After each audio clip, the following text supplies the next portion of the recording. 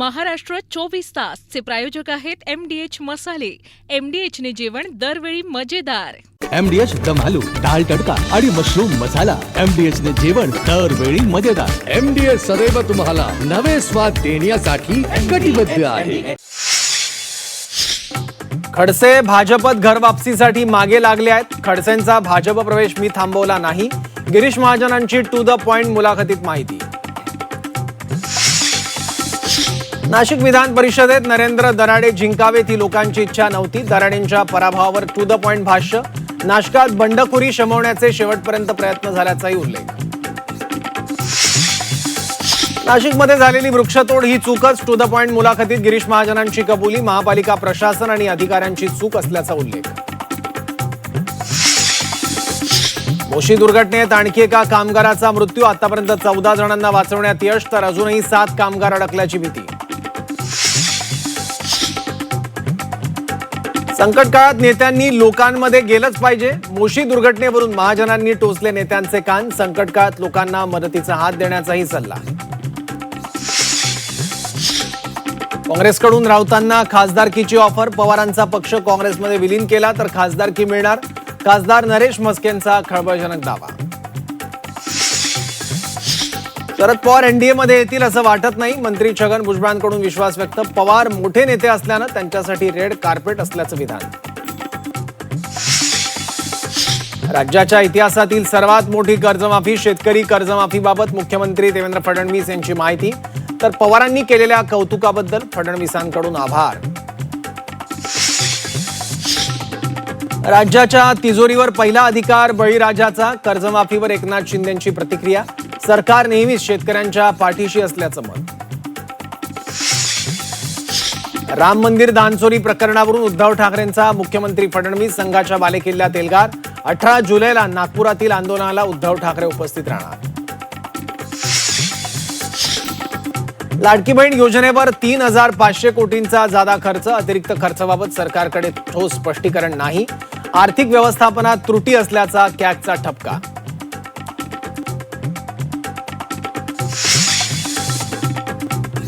नमस्कार, मी सौरभ कोरटकर. महाराष्ट्र 24 तास या खास बुलेटिनमध्ये आपल्या सगळ्यांचं स्वागत. भाजप नेते आणि मंत्री गिरीश महाजन यांनी एकनाथ खडसेंच्या संभाव्य भाजप घर वापसीबाबत एक महत्त्वाचं वक्तव्य केलंय. एकनाथ खडसे भाजपमध्ये परतण्यासाठी प्रयत्न करतायत. तसंच खडसेंचा भाजप प्रवेश आपण कधीही रोखला नसल्याचंही त्यांनी स्पष्ट केलंय.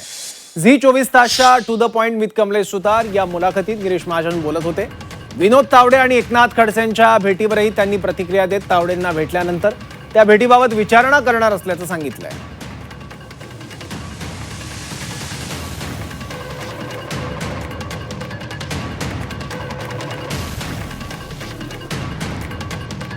पण आता रिसेंटली एक फोटो आमच्याकडे आला की तुमच्या पक्षाचे राष्ट्रीय स्तरावरचे नेते विनोद तावडे हे खडसेंना जाऊन भेटतात.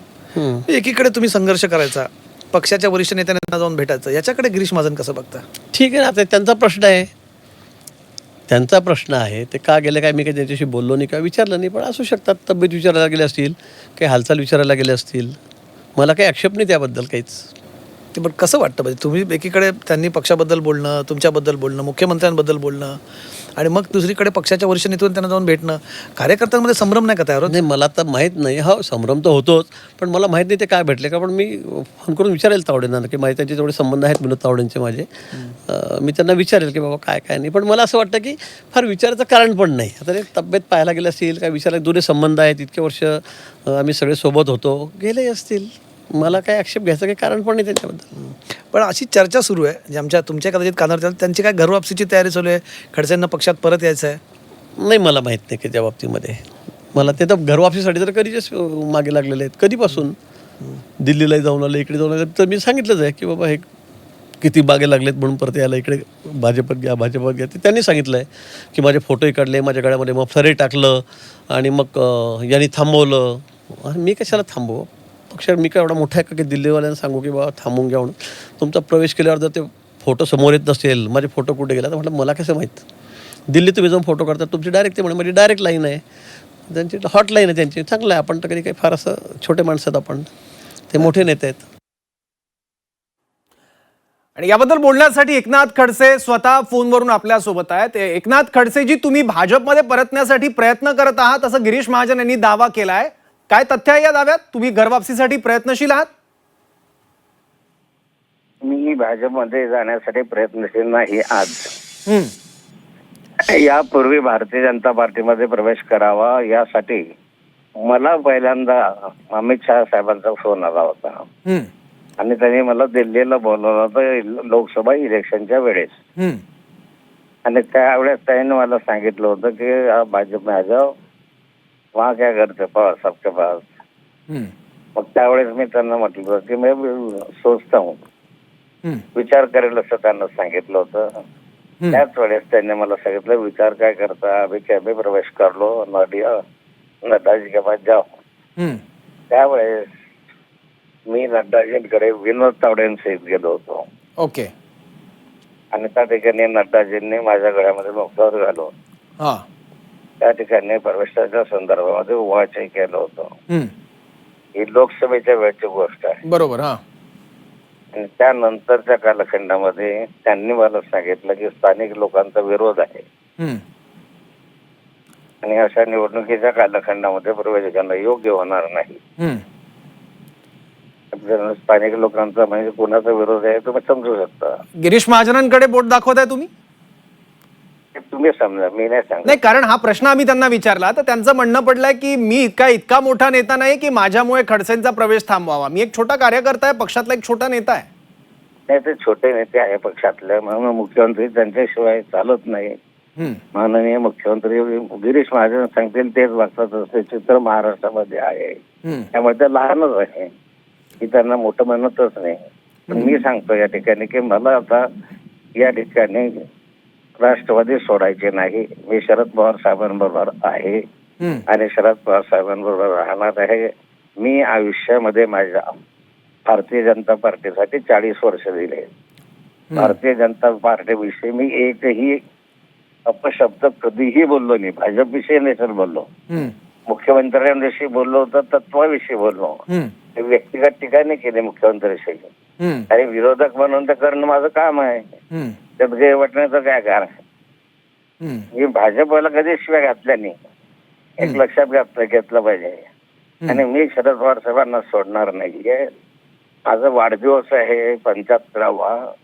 त्या 75व्या वाढदिवसाला बहुसंख्य नेत्यांनी यावं अशी माझी इच्छा आहे. ठीक आहे. पण एकनाथ खडसेजी, मला एक सांगा, आहे.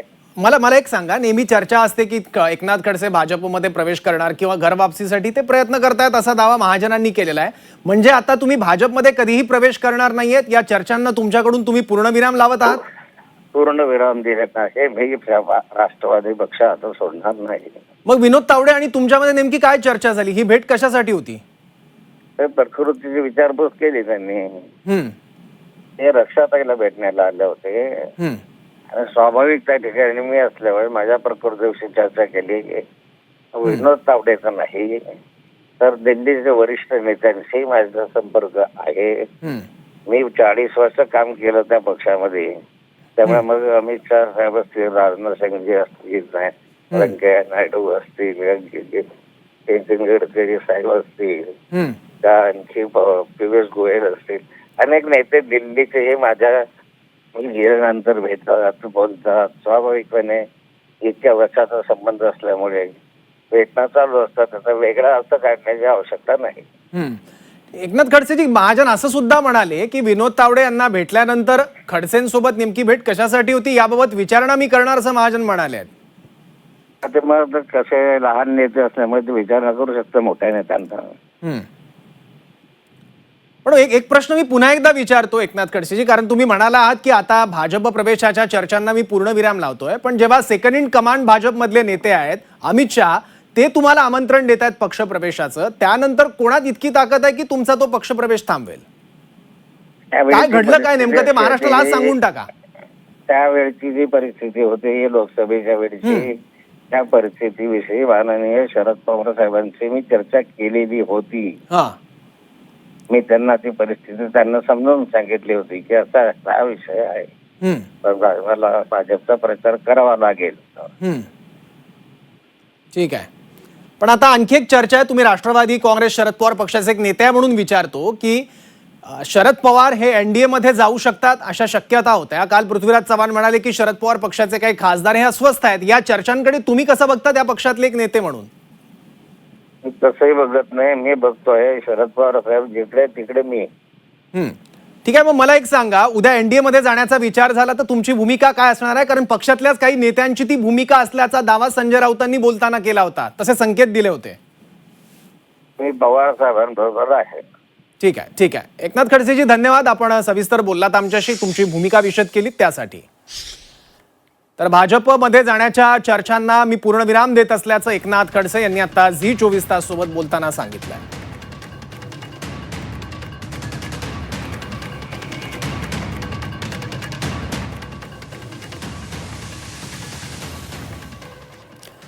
नाशिक विधान परिषद निवडणुकीत नरेंद्र दराडे जिंकावेत अशी लोकांची इच्छा नव्हती असं मंत्री गिरीश महाजन यांनी म्हटलंय. उमेदवार बदलण्याची विनंती आपण उपमुख्यमंत्री एकनाथ शिंदे यांच्याकडे केली होती असाही दावा त्यांनी केलाय. नाशिकमधील बंडखोरी शमवण्यासाठी शेवटपर्यंत प्रयत्न केले, मात्र ते यशस्वी ठरले नाहीत असंही त्यांनी सांगितलंय. शिवसेनेच्या पराभवाचं प्रमुख कारण म्हणून दराडेंच्या उमेदवारीकडेच त्यांनी अप्रत्यक्षपणे बोट दाखवलंय. नाशिक विधान परिषद निवडणुकीतील पराभवानंतर भाजप नेते गिरीश महाजन यांनी स्पष्ट भूमिका मांडली आहे. झी 24 तासच्या to the point with Kamlesh Sutar या मुलाखतीत महाजन बोलत होते.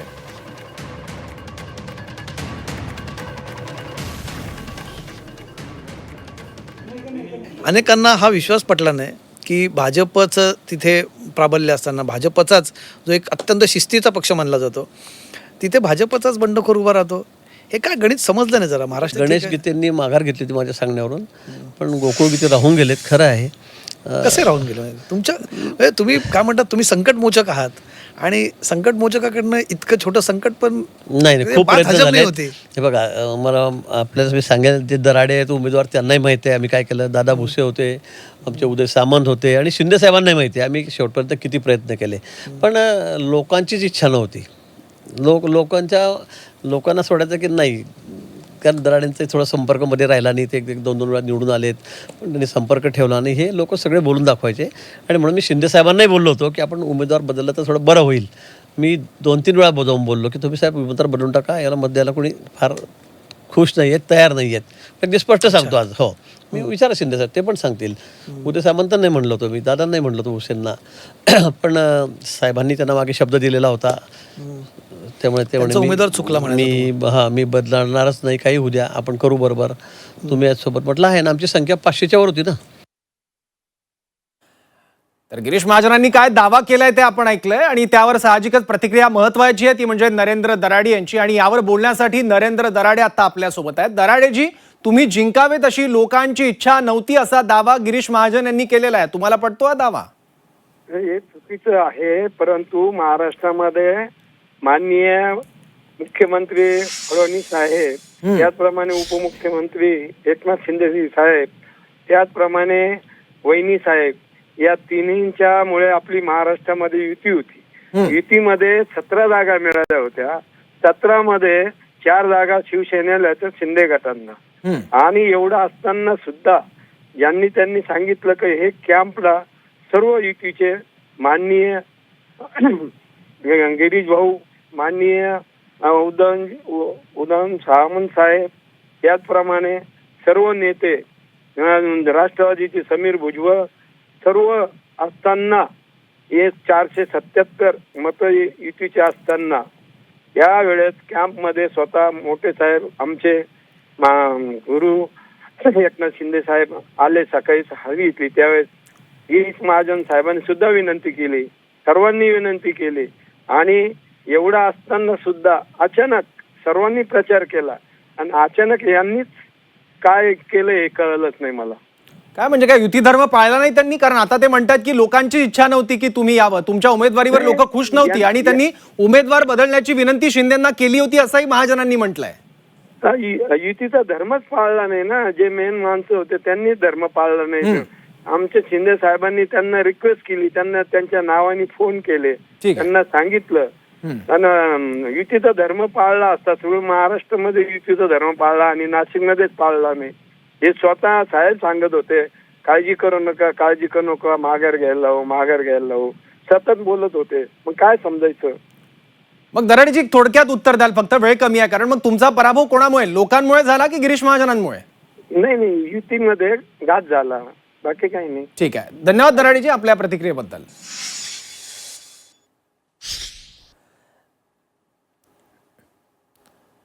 नाशिकमध्ये झालेली वृक्षतोड ही चूकच होती याची कबुली गिरीश महाजन यांनी टू द पॉइंट या मुलाखतीत दिलेली आहे.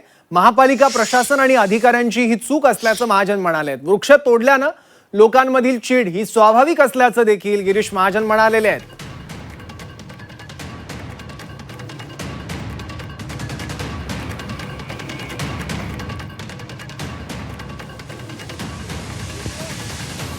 तेव्हा नाशिकमध्ये जेव्हा चर्चा झाली, म्हणजे अगदी तुमच्या पक्षाची लोक, अगदी संघाची असणारी मंडळी त्याला विरोध करत होती. मग गिरीश महाजनांचा नाशिकची झाडं तोडण्याला एवढा अट्टहास का होता? माझा कुठेच अट्टास नव्हता. खरं चूकच होती ती झालेली चूकच होती. ज्या पद्धतीने महापालिकेने सगळ्या झाडावरती अलिबाबा चाळीसचोर सारख्या सगळ्या खुणा मारल्या, त्याच्यावर नंबर टाकले, 1 पासून तर 500, 700, 800 पर्यंत मोठमोठ्या झाडांवर, ती तोडायचीच नव्हती. ती कधीच तोडू शकत नाही आम्ही. ती चूक त्यांच्या लक्षात आणून द्यावी की तुम्ही हे काय केलं, कशासाठी केलं तुम्ही. आपलं काय 12 वर्षापूर्वी जेवढी जागा होती तेवढी आपल्याला पाहिजे. 12 वर्षामध्ये जे 5, 7, 8 वर्षामध्ये रोपटे झालेले आहेत त्यांना आपल्याला शिफ्ट करायचे होते. जी, एवढंच काम होतं आपलं तिथे. एवढी मोठी मोठी झाडं त्याच्यावर फुल्या मारत बसायच्या, ही चूकच होती ना. महापालिकेची प्रशासनाची ती चूक होती, कर्मचाऱ्यांची अधिकाऱ्याची चूक होती. त्यांनी सगळे ते झाडावर ऑइल पेंटेड बादली आणली, मारत बसली त्यावर फुल्या. त्यामुळे लोकांना चिड स्वाभाविक होतं. तर ही संपूर्ण मुलाखत तुम्हाला बघता येणार आहे आज रात्री 8:52 to the point with Kamlesh Sutar या आमच्या खास सेगमेंटमध्ये. आता अन्य काही बातम्या पाहूयात. मोशी दुर्घटनेत 3घांना आतापर्यंत बाहेर काढण्यात यश आलंय. या दुर्घटनेत आतापर्यंत 2 कामगारांचा मृत्यू झालाय. 14 जणांना आतापर्यंत वाचवण्यात यश आलंय. अजूनही काही कामगार अडकल्याची शक्यता आहे.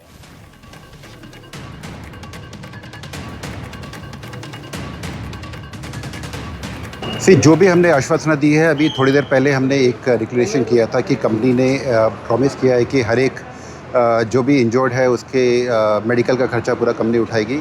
जिनकी अनफॉर्चुनेट डेथ हुई है उनकी फैमिली में इमीडिएट एक फैमिली मेम्बर को फुल टाइम एम्प्लॉयमेंट मिलेगा, फुल टाइम जॉब मिलेगी. जिनके छोटे बच्चे हैं उनको उनके एजुकेशन का खर्चा कंपनी उठाएगी. एंड इसके अलावा कंपनी जो है अपने कंट्रीब्यूशन और जो ग्रुप इंश्योरेंस पॉलिसी जो कंपनी जिसका प्रीमियम कंपनी भरती है उसके बेसिस में 25 लाख पर फैमिली को प्रोवाइड किए जाएंगे. NDRFच्या चर्चेनुसार त्यांचं म्हणणं आहे की आज रात्री उशिरापर्यंत आपण हे रेस्क्यू ऑपरेशन पूर्ण करू शकतो. आता मी जसं मगाशी म्हटलं की 6 व्यक्तींना अजून आपल्याला रिकवर करायचे, त्यातले 2 व्यक्ती त्यांना लोकेट झालेत. आता 4 व्यक्ती अजून लोकेट होत आहेत. परंतु हा जो खालचा स्लॅब आहे हा जेव्हा ते पूर्ण तोडून बाहेर करतील तेव्हा त्यांचा विश्वास आहे की तिथे त्यांना 4 व्यक्तींचा देखील तिथे शोध लागेल. सुनेत्रा पवारांकडून घटनास्थळाची पाहणी करण्यात आली आहे. मोशी दुर्घटनास्थळी सुनेत्रा पवारांकडून पाहणी करण्यात आलेली आहे. मोशी दुर्घटनेचा आढावा घेण्यात आलाय उपमुख्यमंत्री सुनेत्रा पवार यांच्याकडून. सुनेत्रा पवारांकडून घटनास्थळाची पाहणी करण्यात आली. मोशी दुर्घटनास्थळी सुनेत्रा पवारांनी पाहणी केली.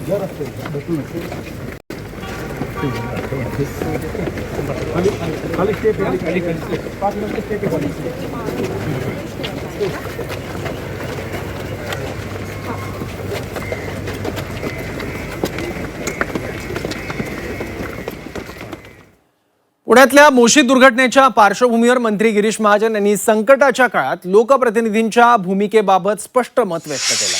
संकट काळात नेत्यांनी लोकांमध्ये गेलंच पाहिजे असं मत महाजन यांनी झी 24 तासच्या to the point with Kamlesh Sutar या कार्यक्रमात व्यक्त केलंय. या प्रसंगी नागरिकांना धीर देणं, त्यांच्या अडचणी जाणून घेणं आणि मदतीचा हात पुढे करणं ही लोकप्रतिनिधींची जबाबदारी आहे. केवळ प्रशासनावर अवलंबून न राहता नेत्यांनी प्रत्यक्ष घटनास्थळी जाऊन परिस्थितीचा आढावा घ्यावा असंही त्यांनी सांगितलंय.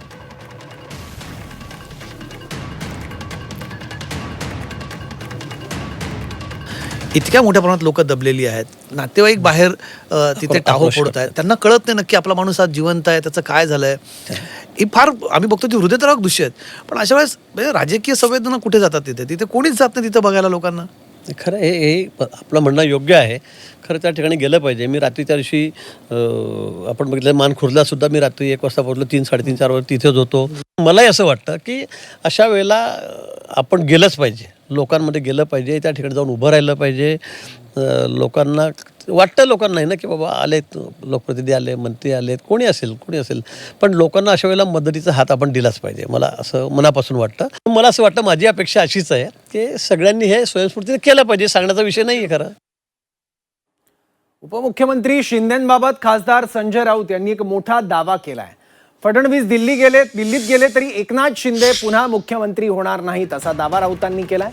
तर शिंदेंची ताकद वाढली आहे असं आमदार रोहित पवारांनी म्हटलं. शिंदेंना दिल्लीतून भाजपचं बळ मिळत असल्याचा दावा रोहित पवारांनी केला.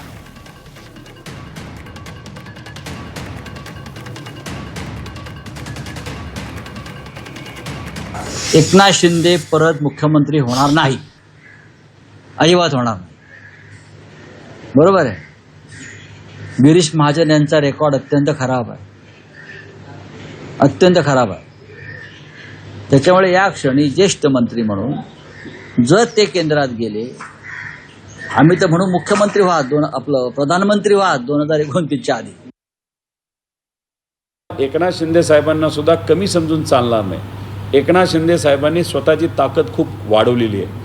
महाराष्ट्रामध्ये सुद्धा आणि दिल्लीत सुद्धा जे नेते आहेत, भाजपचे प्रमुख नेते, हे त्यांना बळ देताना आपण सगळेजण बघू शकतो. त्यामुळे महाराष्ट्रामध्ये एकनाथ शिंदे साहेब विरुद्ध भाजपचे काही प्रमुख नेते, ज्याच्यात देवेंद्र फडणवीस साहेबांचं नाव घेतलं जातं, याच्यामध्ये एक वेगळा सुप्त संघर्ष हा तिथं त्या ठिकाणी आपल्या सगळ्यांना बघायला मिळतो. देवेंद्र फडणवीस केंद्रात जात असतील तर शुभेच्छा असं राऊतांनी केलेल्या विधानावर भाजपच्या नेत्यांनी प्रत्युत्तर दिलंय. मंत्र्यांमध्ये अस्थिरता निर्माण करण्यासाठी अशी वक्तव्य केली जात असल्याचं सुधीर मुनगंटीवार म्हणाले.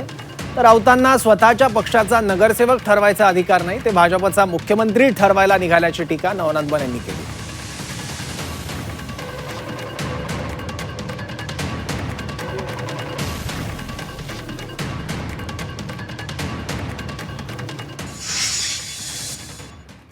त्यांना या संदर्भातही म्हणजे जी माहिती आम्हाला नाही ती त्यांना असते याचा मात्र विचार केला पाहिजे की भारतीय जनता पार्टीच्या नेत्यांना काही माहिती नाही आणि त्यांना माहिती आहे. मला वाटत नाही की आमचं केंद्रीय नेतृत्व अशा पद्धतीने वागत असेल. संजय राऊत यांना उभाटा गटामध्ये नगरसेवकाची उमेदवारी देण्याचा देखील अधिकार नाही. नगरसेवक पदाचं तिकीट देखील संजय राऊत देऊ शकत नाहीत. ते भारतीय जनता पार्टीचा मुख्यमंत्री ठरवत आहेत. संजय राऊत, भारतीय जनता पार्टीची चिंता तुम्ही करू नका. देवेंद्रजी फडणवीस या महाराष्ट्राचे मुख्यमंत्री आहेत. 2029ची निवडणूक देखील देवेंद्रजींच्या नेतृत्वातच लढली जाणार आहे. भारतीय जनता पार्टी काय करेल याचे निर्णय सांगण्यापेक्षा उभाटा गटामध्ये नेमकं काय होणार ते बघा. सगळे अधिकार मला वाटतं राऊतांना दिलेले आहेत आमच्या पक्षाचे. मला वाटतं दिल्लीच्या आमच्या नेत्यांनी त्यांना अधिकार दिलेले दिसत आहेत की कोण मुख्यमंत्री करायचं, कोणाला करायचं नाही, कोणाचं रेकॉर्ड काय आहे. मला वाटतं राऊतच सगळं बघतायत आता सध्या देशाचा कारभार. पंतप्रधान उद्धवजींना करतायत, सीएम कोणाला नाव कोणाचं घेतायत, माऊंट कोणाचं घेतायत, आमचं काय सांगतायत, बरं वाईट सांगतायत. मला वाटतं सगळे अधिकार भाजपने त्यांना दिलेले आहेत. खासदार नरेश म्हस्केंनी खासदार संजय राऊतांबाबत खळबळजनक दावा केलाय. राऊतांकडे आता राज्यसभेवर निवडून येण्या इतपत सुद्धा संख्याबळ नाहीये, त्यामुळे राहुल गांधींनी संजय राऊतांना शब्द दिलाय. जर शरद पवारांचा पक्ष काँग्रेसमध्ये विलीन करून घेतला तर त्यांना खासदारकी दिली जाईल असा शब्द राहुल गांधींनी राऊतांना दिला असा दावा नरेश म्हस्केंनी केला. पुन्हा स्वतः खासदार कसे बनतील याची काळजी त्यांना आहे आणि त्यामुळे ही सर्व वक्तव्य येत आहेत त्यांच्याकडून. त्यांना मला असं कळलेलं की त्यांच्याकडे तर संख्या नाही राज्यसभेवर निवडून येण्या इतपत, परंतु राहुल गांधी यांनी त्यांना शब्द दिलेला आहे की शरद पवारांचा पक्ष जर तुम्ही काँग्रेसमध्ये विलीन केलात तर तुम्हाला आम्ही राज्यसभेची खासदारकी देऊ. आणि याकरता त्यांनी पवार साहेबांना सल्ला दिलेला आहे, सूचना केलेली आहे की तुम्ही काँग्रेसमध्ये विलीन व्हा. सुपारी वाजवण्याचं काम ते करतायत. महाराष्ट्र सरकारच्या महत्वाकांक्षी मुख्यमंत्री माझी लाडकी बहीण योजनेच्या आर्थिक नियोजनावर कॅगनं आपल्या ताज्या अहवालात गंभीर प्रश्न उपस्थित केले आहेत. सन 2024-25 या आर्थिक वर्षात सरकारनं या योजनेवर बजेटच्या आर्थिक तरतुदीपेक्षा तब्बल 3,541 कोटी रुपये जास्त खर्च केले. या अवाढव्य खर्चाचे कोणतेही ठोस स्पष्टीकरण सरकारला देता आलेलं नाही असं कॅगनं म्हटलंय. या योजनेच्या अंमलबजावणीमध्ये बजेटचे अंदाज बांधणे, खर्चावर नियंत्रण ठेवणं आणि एकंदरीत आर्थिक व्यवस्थापन यामध्ये मोठ्या त्रुटी असल्याचं कॅगच्या अहवालात पुढे आलंय. त्यामध्ये लाडकी बहीण योजना ह्या राज्यातल्या महिलांना सक्षमीकरणाकडे नेण्याकरता केलेली आहे. निश्चितपणे त्याचा मोठ्या प्रमाणावर फायदा राज्यातल्या लाडक्या बहिणींना होतोय. 85 लाखापेक्षा जास्त बोगस लाभार्थींना जो लाभ दिला ती गंभीर चिंता आहे. आता ही तुम्ही वसुली कशी करणार आहात? आर्थिक बेशिस्त यालाच म्हणतात ना. ज्यांची गुणवत्ता नाही, ज्यांना मेरिटवर हा लाभ घेता येत नाही, अशा लाखो बोगस लोकांना मतं विकत घेण्यासाठी, निवडणुका जिंकण्यासाठी तुम्ही शेकडो कोटी रुपये दिले. हीच आर्थिक बेशिस्त आहे. आता काय करणार आहात तुम्ही? राज्य सरकारवर कॅगने ताशेरे ओढल्यात. अर्थसंकल्प बाह्य खर्चातील वाढीवरून हे ताशेरे ओढण्यात आले. आर्थिक पारदर्शकतेवर गंभीर आक्षेप घेण्यात आले आहेत. राज्याची वित्तीय तूट अधिक वाढल्याचं निरीक्षण सुद्धा नोंदवलंय. कॅगनं राज्याच्या आर्थिक पारदर्शकतेवर गंभीर आक्षेप काही नोंदवलेले आहेत.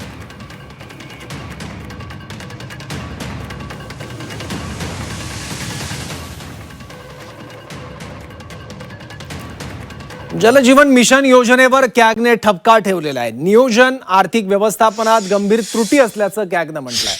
मार्च 2024 पर्यंत योजनेच्या अंमलबजावणीत उणिवा आहेत आणि प्रकल्पाचा खर्च मूळ अंदाजापेक्षा दुप्पट असल्याचं सुद्धा कॅगनं म्हटलंय.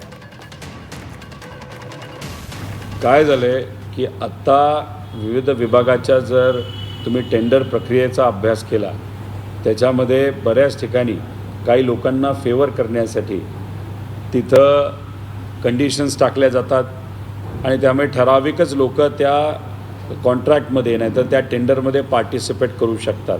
8 लाख कोटी रुपये फक्त या जलजीवन मिशनवर तिथं खर्च केलेत. त्यातले 4.5 लाख कोटी रुपये पाईपवर खर्च झालेत आणि या 4.5 लाख कोटीपैकी 3 लाख कोटीच्या पाईप ह्या फक्त गुजराती कंपनीकडनं घेण्यात आलेल्या आहेत.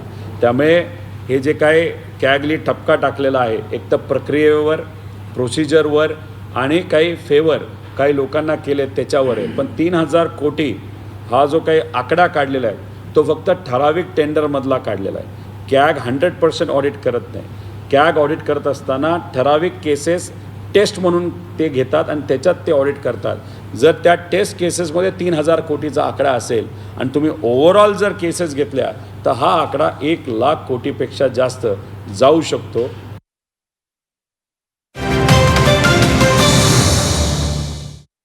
महाराष्ट्र 24 तासचे प्रायोजक आहेत MDH मसाले.